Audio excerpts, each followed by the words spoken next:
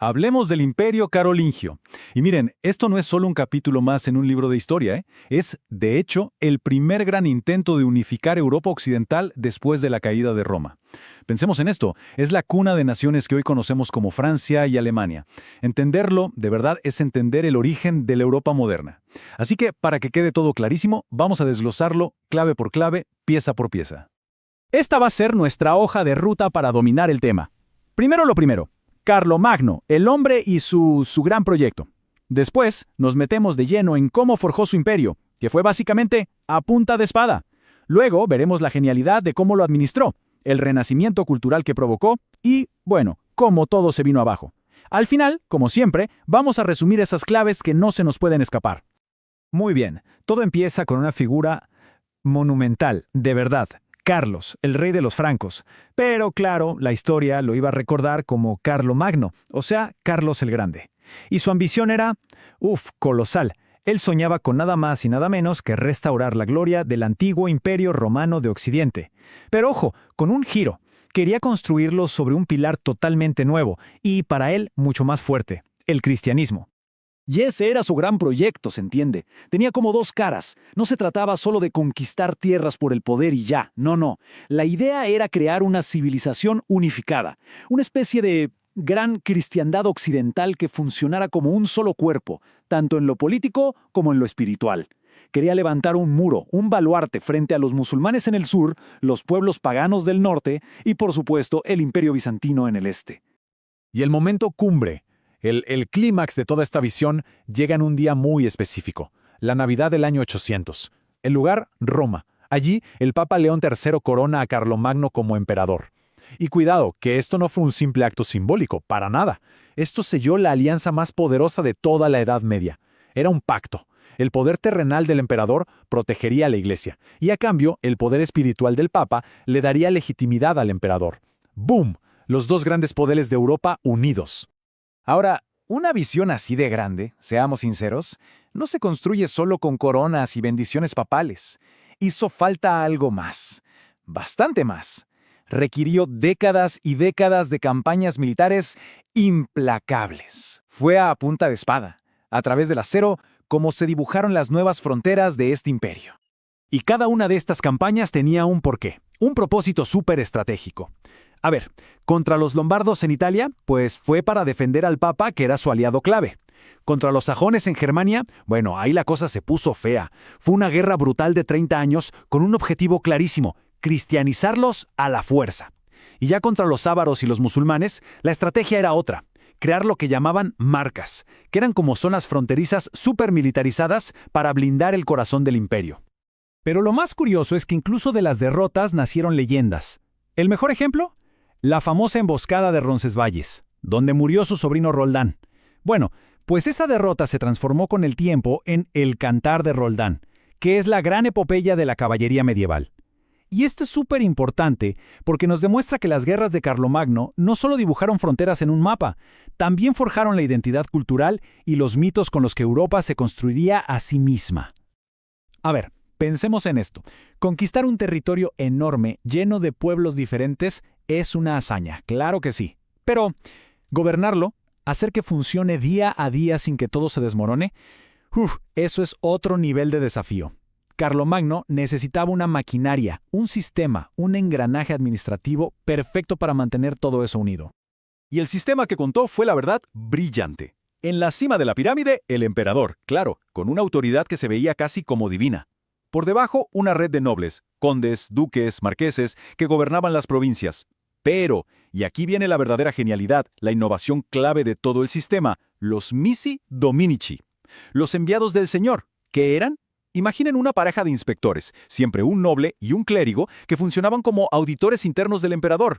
Viajaban por todo el imperio asegurándose de que las leyes, las capitulares, se cumplieran al pie de la letra, y sobre todo, que ningún noble local se pasara de listo y acumulara demasiado poder.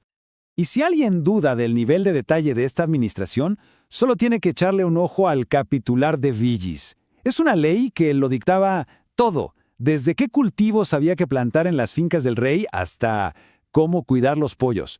En serio, esto nos muestra una organización económica súper metódica, pensada hasta el último céntimo, para que las propias tierras del Estado fueran el motor que financiara toda la maquinaria imperial. Pero Carlomagno era más que un guerrero y un administrador. Él entendió algo fundamental.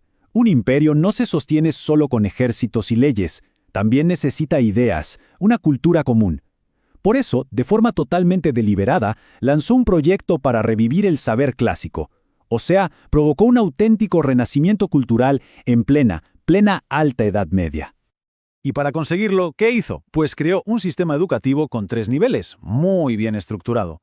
En la cima, la joya de la corona, la Escuela Palatina en su capital, Aquisgrán. Ahí se formaba la futura élite del imperio. Un escalón más abajo, las escuelas en monasterios y catedrales, para tener un clero culto, que supiera leer y escribir. Y en la base, escuelas en las parroquias, para darle una educación básica a la gente. El objetivo era doble, tener funcionarios competentes y un pueblo de fieles devotos. El plan de estudios para esta élite, por cierto, lo diseñó un crack de la época, el erudito Alcuino de York, y se basaba en las famosas 7 artes liberales, que se dividían en 2 grupos. Por un lado, el trivium, que era todo sobre el lenguaje, gramática, retórica, lógica, para aprender a pensar y a expresarse. Y por otro, el quadrivium, que eran las matemáticas y ciencias, aritmética, geometría, astronomía y música. Este sistema, se convirtió en la base de la educación universitaria en Europa durante los siguientes siglos. Casi nada. Pero, y siempre hay un pero en la historia, ¿verdad? Todo este grandioso proyecto dependía casi por completo de una sola persona, su fundador. Y cuando Carlomagno murió, las grietas que ya existían en el imperio empezaron a abrirse de par en par. Y todo se vino abajo con una rapidez sorprendente. El problema de fondo era que el imperio era en realidad un mosaico de pueblos súper distintos, que habían sido unidos a la fuerza. Además, la aristocracia local siempre estaba buscando la manera de ganar más poder, más autonomía. Y por si fuera poco, las fronteras estaban bajo ataque constante de vikingos, magiares, sarracenos. El único pegamento que mantenía unidas todas esas piezas era la voluntad de hierro del propio Carlomagno. Y por eso la desintegración fue vertiginosa. En lo que dura una sola generación, el imperio pasó de ser una unidad bajo el mando de Carlomagno a una guerra civil terrible entre sus nietos.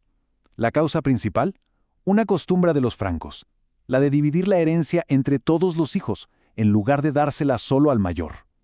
Esa costumbre fue una sentencia de muerte para un imperio que había sido pensado para ser uno y solo uno. El resultado de esa guerra entre hermanos fue el famoso Tratado de Verdún, en el año 843. ¿Y qué hizo este tratado? Pues partió el imperio en 3 reinos.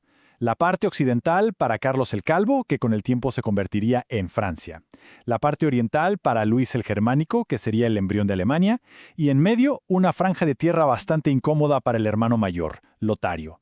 Un territorio que se conocería como Lotaringia y que, sería el campo de batalla entre Francia y Alemania durante los siguientes 1000 años. Esta división fue como tirar la primera ficha de un dominó. Provocó una reacción en cadena que ya nadie pudo parar.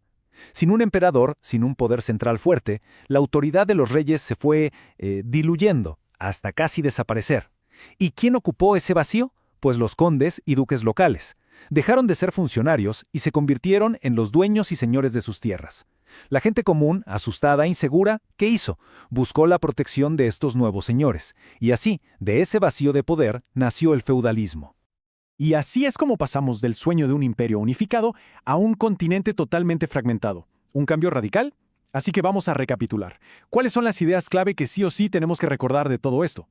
Son 3 puntos fundamentales. Primero, la visión de Carlomagno, ese sueño de una Europa unida bajo una sola corona y una sola fe. Segundo, su increíble sistema administrativo, esa maquinaria que lo hizo posible y sobre todo la figura de los missi dominici. Y tercero, y no menos importante, el Tratado de Verdún. Hay que entender que no fue solo el fin de un imperio, fue el punto de partida para las futuras naciones de Europa, Francia y Alemania, y para el sistema feudal que marcaría los siguientes siglos. Y para cerrar, una última pregunta, para que nos quedemos pensando. El gran sueño de Carlomagno era una Europa unida. Hoy, siglos después, la Unión Europea persigue un objetivo que suena parecido, aunque por medios totalmente distintos. La pregunta es, si aquel primer imperio, el de Carlomagno, hubiera sobrevivido, ¿habría hecho falta siquiera pensar en algo como la Unión Europea? ¿Cómo sería el mapa de nuestro continente hoy? Ahí se los dejo. Una idea que conecta ese pasado tan lejano con nuestro presente más inmediato. Mentora Academias, tu futuro empieza aquí.